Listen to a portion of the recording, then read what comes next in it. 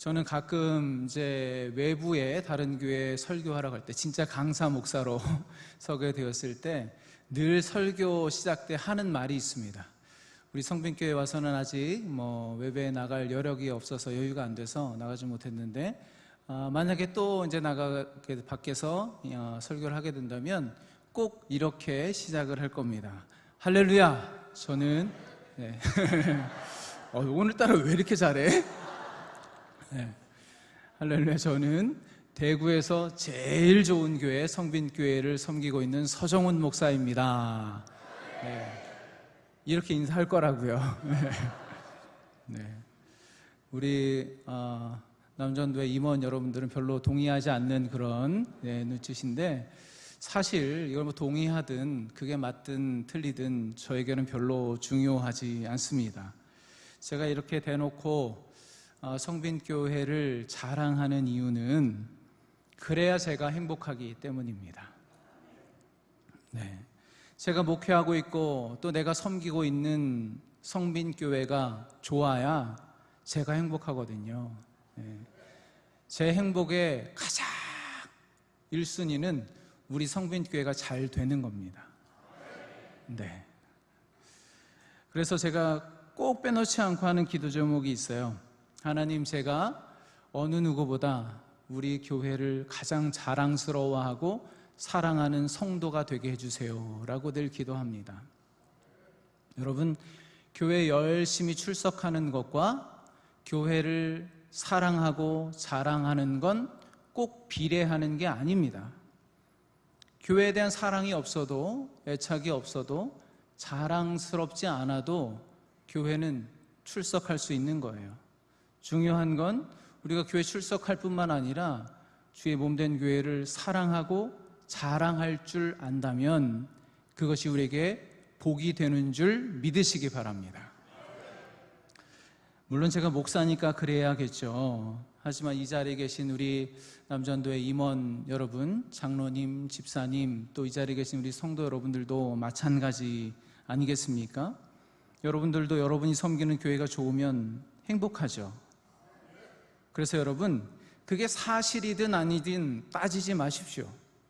누가 뭐라고 한다고 해도 그거 귀담아 듣지 마십시오.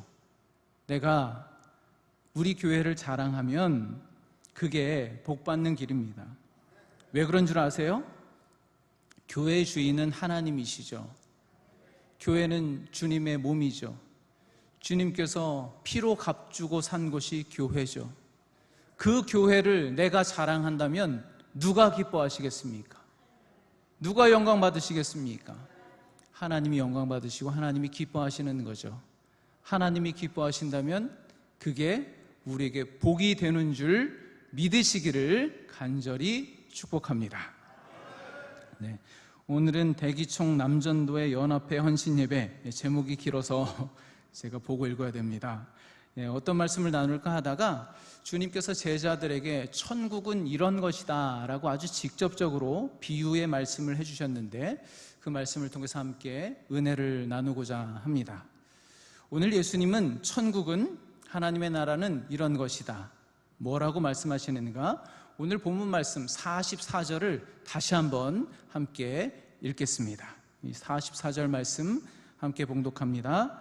천국은 마치 밭에 감추인 보화와 같으니 사람이 이를 발견한 후 숨겨두고 기뻐하며 돌아가서 자기의 소유를 다 팔아 그 밭을 사느니라.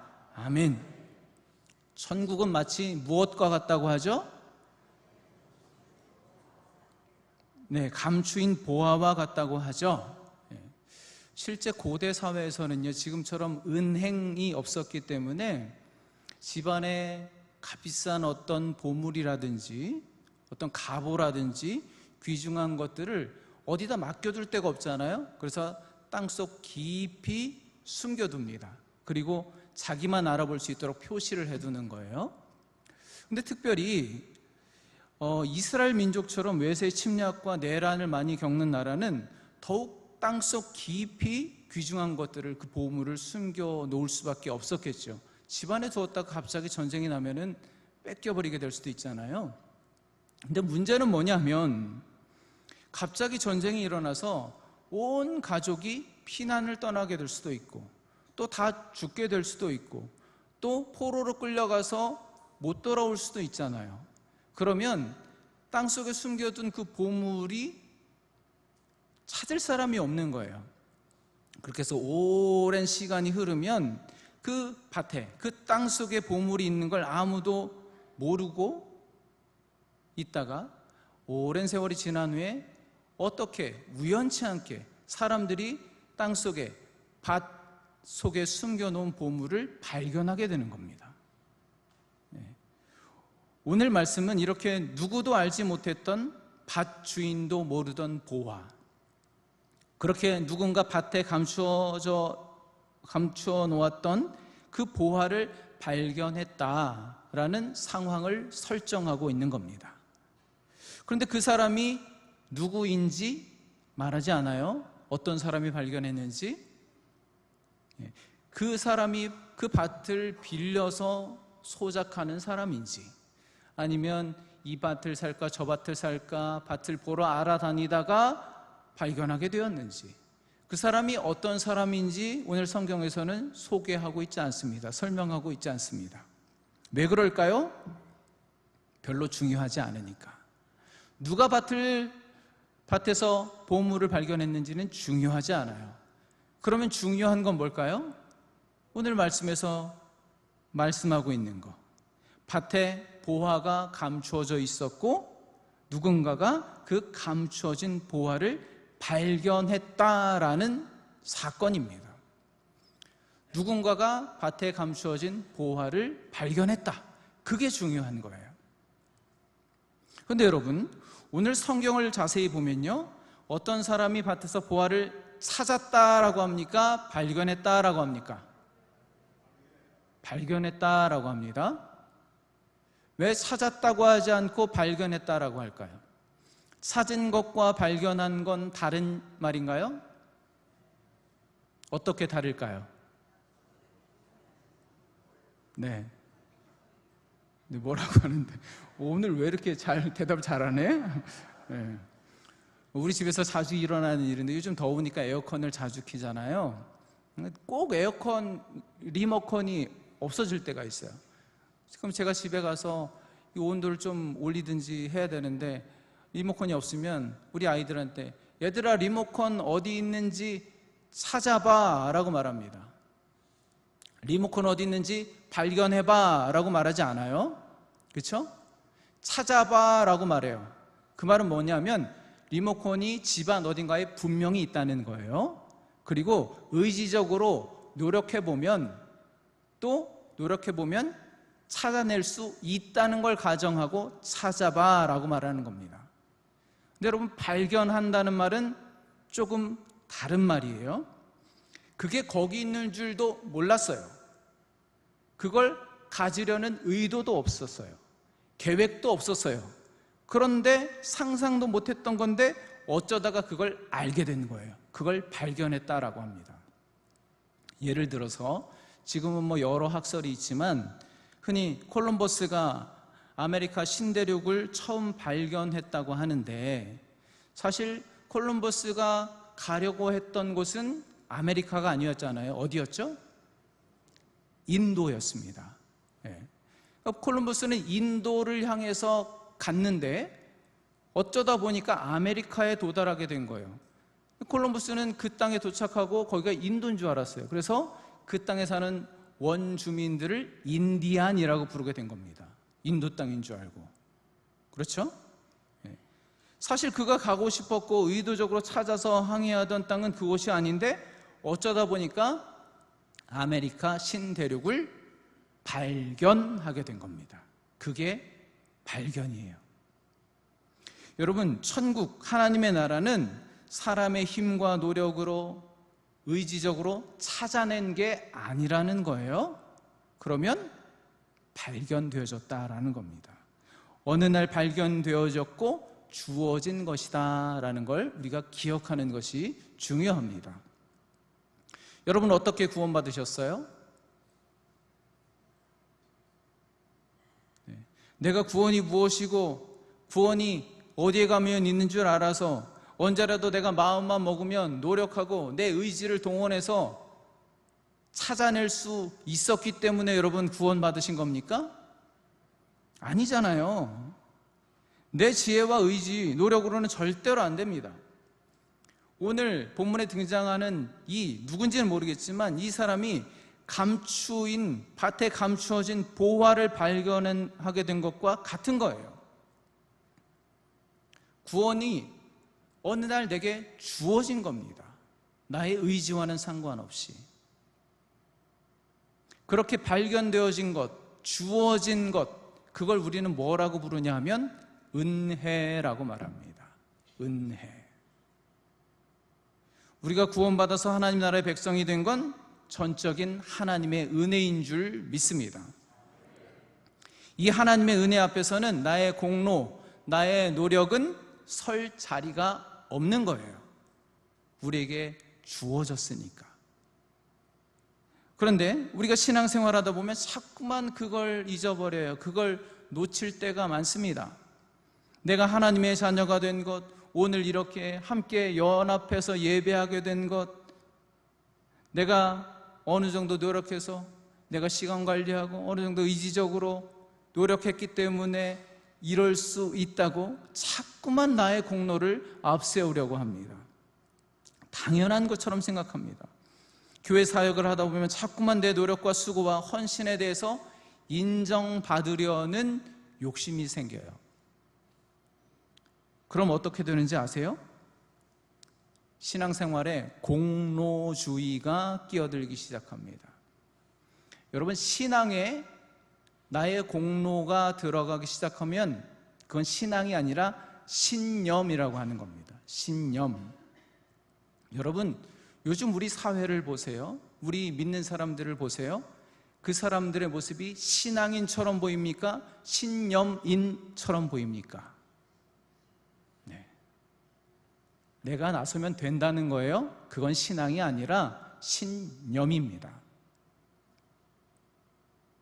신앙에 은혜가 사라지고 공로가 끼어들기 시작하면 신앙은 점점 병들기 시작해요. 여러분, 우리 기독교와 다른 종교가 다른 게 뭘까요? 먼저는 신앙의 대상이 다르죠. 우리는 하나님을 신앙합니다. 당연한 거죠. 그러면 또 다른 게 뭐가 있을까요? 신앙하는, 믿는 방식과 원리가 다릅니다.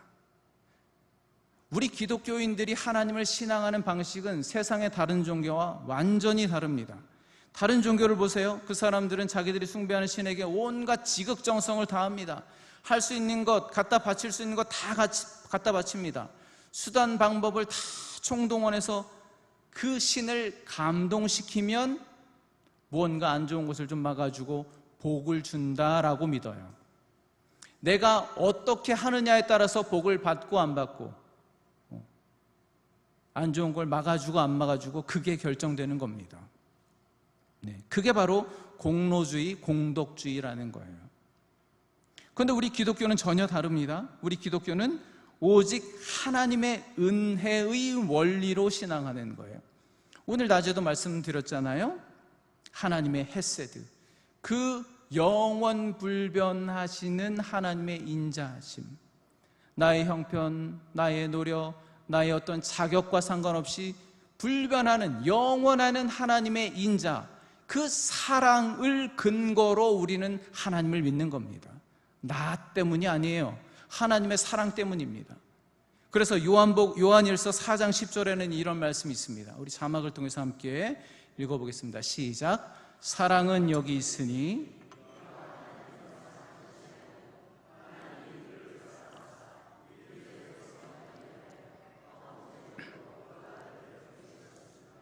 아멘. 무슨 말인가요? 우리 기독교는 내가 얼마나 하나님께 무엇을 갖다 바치느냐, 지극정성을 다하느냐, 그래서 지성이면 감천이지, 그렇게 해서 하나님이 감동받으시면 복을 주시고 안 주시고, 그런 종교가 아니라는 겁니다. 그럼 뭔가요? 내가 믿어서 믿어지는 게 아니라, 우리가 무언가를 해서 하나님이 우리를 구원하신 게 아니라, 이미 우리를 먼저 사랑하신 그 하나님의 변함없는 사랑, 우리 죄를 대속하기 위해서 화목제물로 예수 그리스도를 보내신 그 사랑을 이미 우리 안에 심어 두셨기 때문에, 이미 우리 앞에 예비해 두셨기 때문에, 이미 우리 삶의 마음의 심령의 밭에 그 예수 그리스도라는 보화를 숨겨 두셨기 때문에 우리가 하나님의 은혜로 그 구원의 은혜를 발견하게 된 겁니다. 그 은혜가 우리에게 주어진 겁니다. 그러니까 우리 기독교의 신앙, 믿음은 하나님의 사랑으로부터 시작된 겁니다.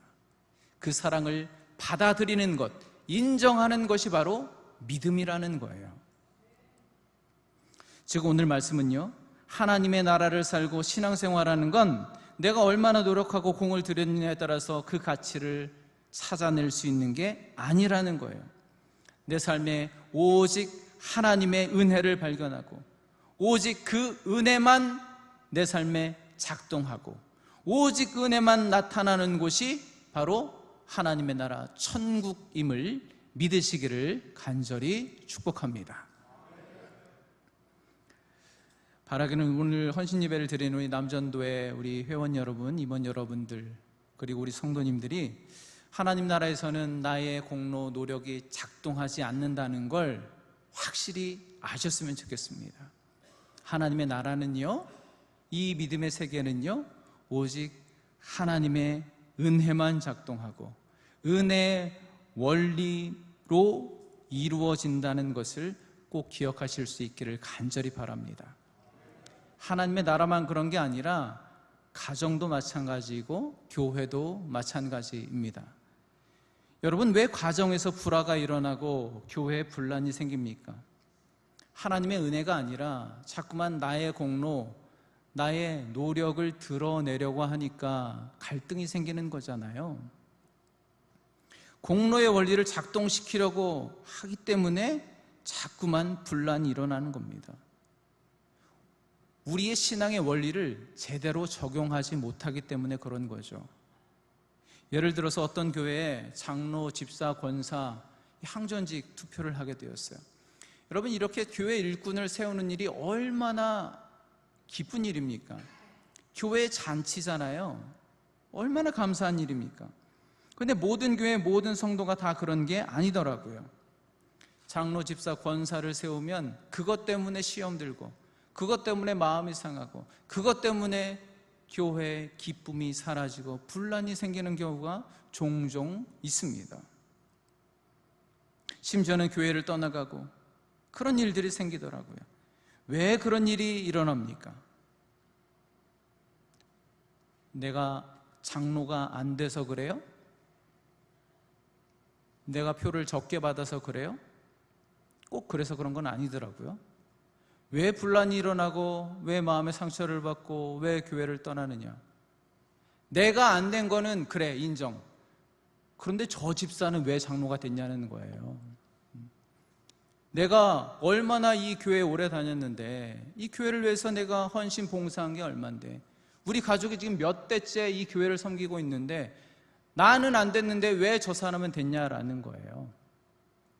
그래서 마음의 상처를 받고 자신을 알아주지 않으니까, 자신의 공로를 인정해 주지 않으니까 섭섭하다라는 겁니다. 누가복음 15장을 보면 탕자 이야기가 나옵니다. 한 아버지에게 아들이 둘이 있는데, 큰아들은 아버지를 얼마나 잘 섬기고 순종적인지 몰라요. 그런데 이 둘째 아들은 그렇지 않습니다. 아버지가 시퍼렇게 눈뜨고 살아있는데 아버지에게 받을 유산을 미리 땡겨 받아서 먼 곳에 가서 허랑방탕하게 다 써버리고 죽게 되니까 겨우겨우 아버지 앞에 돌아옵니다. 그렇게 모든 걸 다 탕진하고 그 동생이 돌아온 순간 그렇게 성실하게 아버지를 섬기고 또 집을 지키고 있던 이 큰 아들이 돌변해 버립니다. 왜 그렇습니까? 자기 동생이 돌아왔는데 기뻐하지 않아요. 오히려 속상해하고 마음이 상하게 되었습니다. 유산을 받아서 집을 나가서 허랑방탕하게 다 써버리고 거지꼴이 되어서 돌아온 그 동생, 쫓겨나도 모자랄 판인데 아버지가 그 동생에게 제일 좋은 옷을 입혀주고 손에 가락지를 끼워주고 신을 신겨주면서 다시 아들로 받아주는 거예요. 그리고 살찐 소를 잡아서 온 동네 사람을 초청해서 잔치를 베풀어 주는 거예요.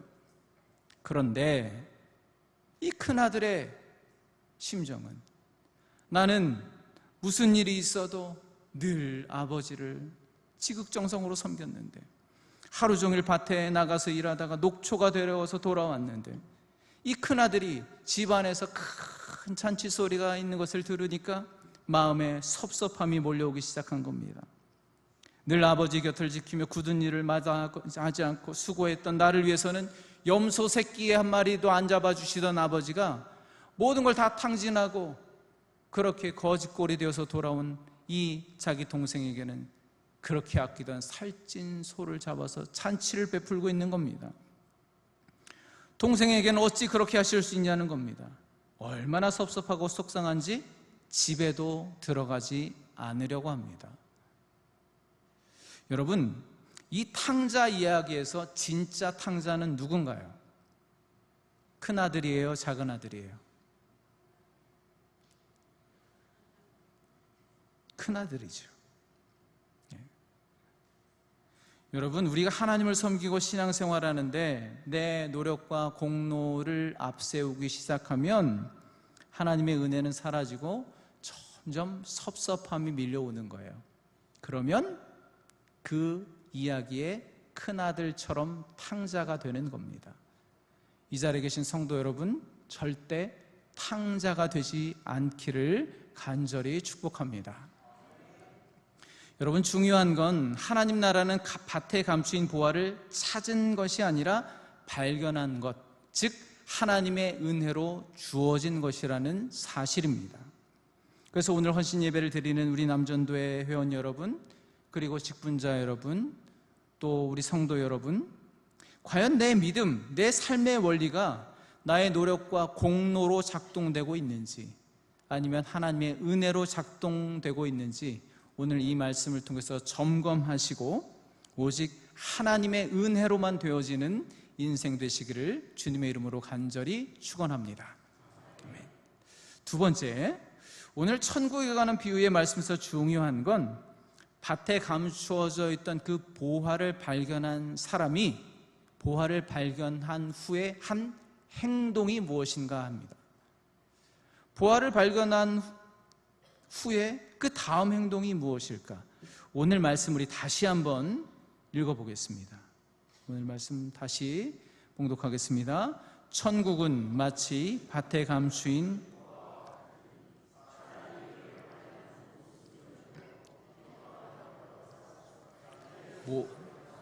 그 밭을 사느니라. 아멘. 밭에서 보화를 발견한 사람이 뭘 했나요? 누가 보지 못하게 다시 땅속에 깊이 묻어두고 그 다음에 기뻐하며 돌아가서 자기가 가진 전 재산을 다 팔아서 그 밭을 삽니다. 그렇죠? 여러분, 바로 이 모습이요, 하나님 앞에 온전히 헌신한다는 것이 무엇인지를 보여주는 말씀입니다. 우리가 하나님께 헌신한다는 것이 무엇일까?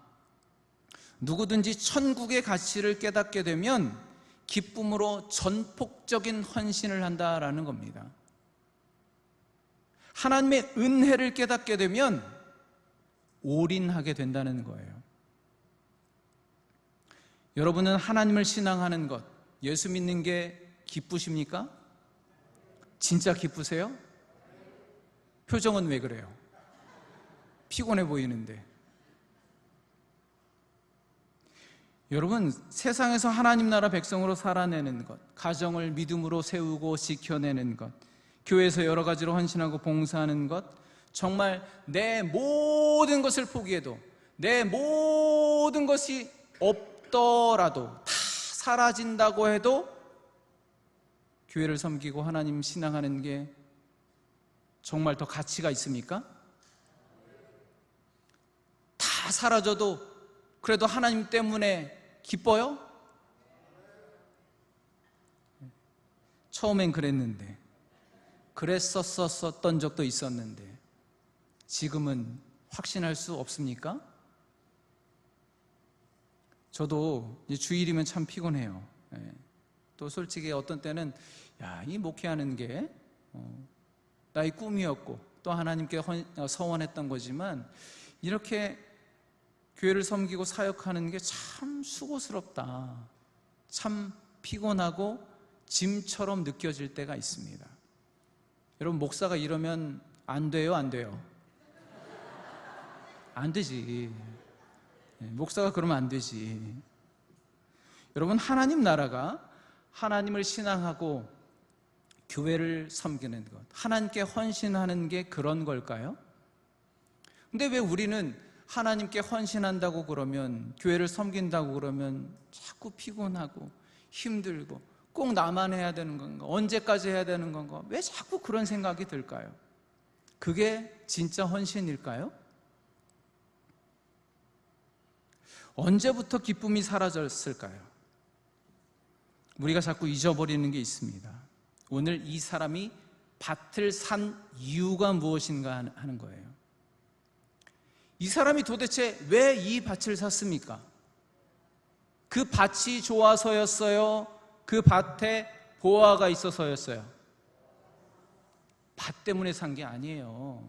그 밭에 보화가 있기 때문에 전 재산을 다 팔아서 그 밭을 산 겁니다. 우리가 그걸 잊어버리면 안 됩니다. 눈에 보이는 밭이 중요한 것이 아니라 보이지 않지만 땅속 깊이 숨겨져 있는 감추어진 보화가 가치가 있다는 것입니다. 여러분, 그 밭이 얼마 정도의 가치가 있는가라는 건 세상 사람들이 다 알았을 거예요. 거기 있는 그 밭 공시지가가 얼마고 시세는 얼마고 그 정도 주고 사면 돼. 그건 누구나 다 알고 있지 않았겠어요, 그 당시에? 그래서 아마도 이 사람이 전 재산을 다 팔아서 그 밭을 산다고 그럴 때, 아이고, 저렇게 바보 같은 사람이 어디 있나, 저렇게 세상 물정 모르는 사람이 또 어디 있나, 그렇게 생각했을지도 몰라요. 그 밭만 보면 그럴 만한 가치가 없거든요. 그런데 정작 오늘 이 밭을 산 사람은 그러든 말든 그런 소리가 귀에 하나도 안 들어와요. 왜? 보화를 발견했으니까. 그저 기쁘기만 한 겁니다. 다른 사람들이 보지 못하는 엄청난 가치를 발견했기 때문입니다. 그 보화 때문에 기뻐하며 집으로 돌아가서 자기가 가진 모든 소유를 다 팔아서 그 가치 없어 보이는 밭을 산 거예요.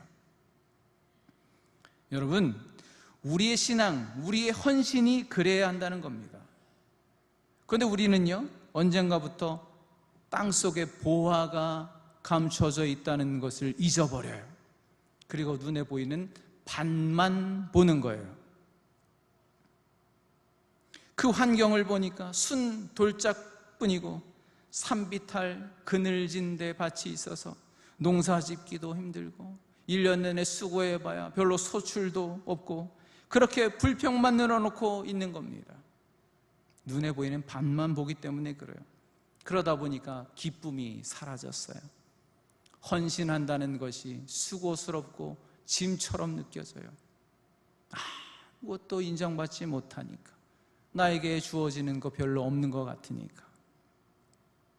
여러분, 성경 전체에 헌신이라는 단어가 몇 번 정도 나올까요? 헌신. 헌신이라는 단어가 딱 4번 나옵니다. 네. 그런데요, 이 헌신이라는 단어 앞에는 하나같이 수식어가 하나 붙어요. 그게 뭘까요? 즐거이, 즐겁다라는 말이 붙어요. 성경이 말하는 헌신은 즐거운 겁니다. 기쁜 겁니다. 여러분, 하나님 나라와 교회를 위해 헌신하는 것은 이 세상 누구도 알 수 없는, 오직 우리 믿는 자들만이 발견한 그 어떤 것과도 대체할 수 없는 큰 기쁨이요 은혜라는 것을 꼭 기억하시기 바랍니다. 성도 여러분, 또 오늘 헌신 예배를 드리는 우리 남전도의 우리 임원 회원 여러분, 우리는 이미 밭에 감추어진 보화를 발견한 사람들입니다. 그리고 그 보화가 우리 교회와 가정과 내 안에 있다는 것을 아는 사람들입니다. 그건 세상의 어떤 것과 비교할 수 없는 가장 값진 보화, 바로 예수 그리스도입니다. 여러분, 우리 교회에는 예수 그리스도가 계십니다.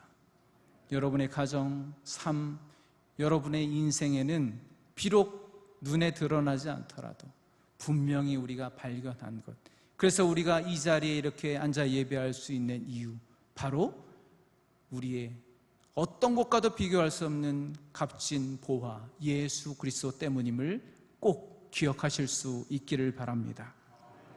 그리고 우리는 바로 그 보화 되신 주님을 전하고 증거하는 헌신자들임을 기억하시고, 주를 위해서 몸된 교회를 위해서 또 여러분을 보내신 그 삶의 자리 가운데 헌신할 때마다 여러분에게 보화 되시는 예수 그리스도를 통해서 우리에게 주시는 절대적인 기쁨이 날마다 샘솟을 수 있기를 우리 주님의 이름으로 간절히 축원합니다. 아멘.